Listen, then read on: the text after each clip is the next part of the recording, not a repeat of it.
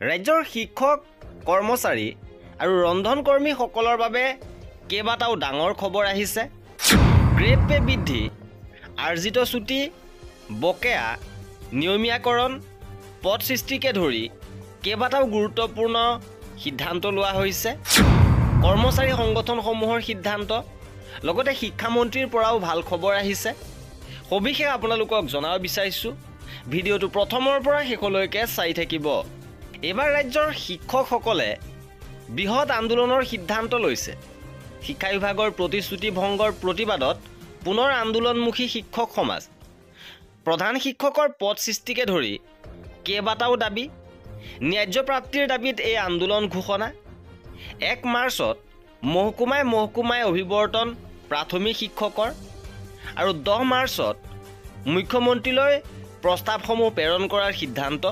অসম ৰাজ্যিক প্ৰাথমিক শিক্ষক সন্মিলনীৰ আজি অনুষ্ঠিত কৰ্ম পৰিষদৰ সভাত প্ৰতিবাদী কাৰ্যসূচী ৰূপায়ণৰ বাবে গ্ৰহণ কৰা সিদ্ধান্ত সদৰি কৰে প্ৰধান সম্পাদক ৰাতুল চন্দ্ৰ গোস্বামীয়ে।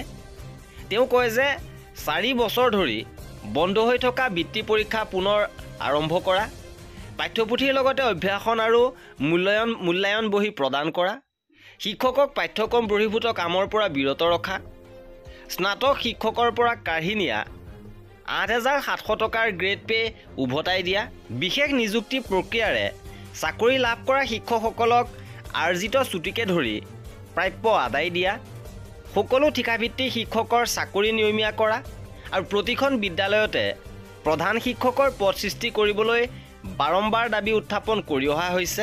ইপিনে 2023 চনৰ 2 আগষ্টত ৰাজ্য চৰকাৰে প্ৰধান শিক্ষক পদ সৃষ্টিৰ বাবে কেবিনেট সিদ্ধান্ত গ্ৰহণ কৰে। কিন্তু এই সিদ্ধান্তৰ লগত আৰোপ কৰা চৰ্তক সন্মিলনীয়ে মানি লোৱা নাছিল। তথাপিও কেবিনেট সিদ্ধান্ত সন্মান জনাই কাৰ্যকৰী কৰাত সন্মিলনীয়ে আন্তৰিকতাৰে সহযোগ কৰি আহিছে।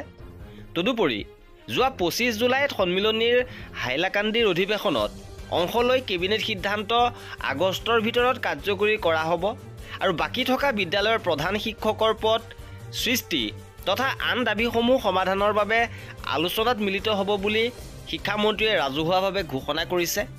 আৰু এই ঘোষণাৰ 6 মাহ উকলি যোৱাৰ পাছতো পদক্ষেপ গ্ৰহণ নকৰাত পুনৰ স্মাৰক পত্ৰৰ জৰিয়তে শিক্ষামন্ত্ৰীক 15 দিনৰ সময়সীমা বান্ধি দিয়াৰ লগতে মুখ্যমন্ত্ৰীৰ হস্তক্ষেপৰো দাবী কৰা হৈছে। ইয়াৰ পাছতো চৰকাৰীভাৱে সোনকালে সঁহাৰি লাভ নকৰাত প্ৰাথমিক শিক্ষকে পুনৰ সংগ্ৰামৰ পথ গ্ৰহণ কৰিবলগীয়া হৈছে বুলি তেওঁ প্ৰকাশ কৰে। আনহাতে অভিৱৰ্তন আৰু প্ৰস্তাৱ প্ৰদান কাৰ্যসূচী ৰূপায়ণৰ পাছতো চৰকাৰে যদি কোনো সিদ্ধান্ত কাৰ্যকৰী নকৰে তেনেহ'লে অহা এপ্ৰিলত শিক্ষক, শিক্ষাৰ্থী আৰু অভিভাৱকে মিলিত হৈ বিক্ষোভ প্ৰদৰ্শন কৰিব বুলিও গোস্বামীয়ে সকীয়াই দিয়ে। ইপিনে ৰাজ্যৰ প্ৰত্যেকজন শিক্ষক কৰ্মচাৰীৰ বাবে আন এটা গুৰুত্বপূৰ্ণ খবৰ আহিছে। শিক্ষামন্ত্ৰী মহোদয়ে সুখবৰ দিছে। আজি জনতা ভৱনত ৰাজ্যৰ শৈক্ষিক ক্ষেত্ৰৰে জড়িত কেইবাটাও সংগঠনৰ প্ৰতিনিধিবৰ্গই শিক্ষামন্ত্ৰীক সাক্ষাৎ কৰিছে আৰু তেওঁলোকৰ সমস্যা তথা দাবীসমূহৰ বিষয়ে অৱগত কৰিছে। ৰাজ্যৰ শিক্ষা ক্ষেত্ৰখনৰ উন্নয়নৰ বাবে আমাৰ প্ৰয়াস অব্যাহত আছে আৰু থাকিব। এনে ক্ষেত্ৰত সংগঠনসমূহৰ দ্বাৰা উত্থাপিত বিষয়সমূহো আমি পৰ্যালোচনা মৰ্মে সমাধানৰ প্ৰয়াস অব্যাহত ৰাখিম, এই মন্তব্য কৰিছে শিক্ষামন্ত্ৰীয়ে।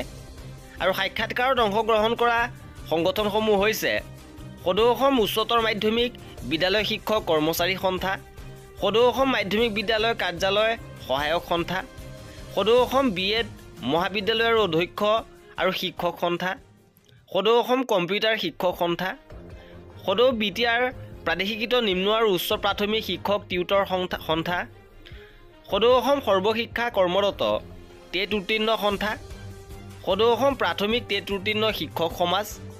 গতিকে এই আটাইকেইটা শিক্ষক সংগঠনৰ দাবী পূৰণ হোৱাৰ পথত। ইপিনে ৰাজ্যৰ মধ্যাহ্ন ভোজনৰ কৰ্মচাৰীসকলে এইবাৰ বৃহৎ সিদ্ধান্ত লৈছে। প্ৰতিশ্ৰুতিৰ পিছতো বৃদ্ধি নহ'ল মাননি। 19 ফেব্ৰুৱাৰীত ধৰ্ণা মধ্যাহ্ন ভোজনৰ কৰ্মচাৰীৰ, মাননি বৃদ্ধি, চাকৰি নিয়মীয়াকৰণকে ধৰি কেইবাটাও দাবীত 19 ফেব্ৰুৱাৰীত গুৱাহাটীৰ চচলত এই বিশাল ধৰ্ণা কাৰ্যসূচী ৰূপায়ণ কৰিব। আৰু এয়া আছিল এই ভিডিঅ'টোত কৰ্মচাৰী আৰু পেঞ্চনাৰৰ সকলো খবৰ পাই থাকিবৰ বাবে আমাৰ চেনেলটো ছাবস্ক্ৰাইব কৰি ৰাখিব। ভিডিঅ'টো শেষলৈকে চোৱাৰ বাবে বহুত ধন্যবাদ।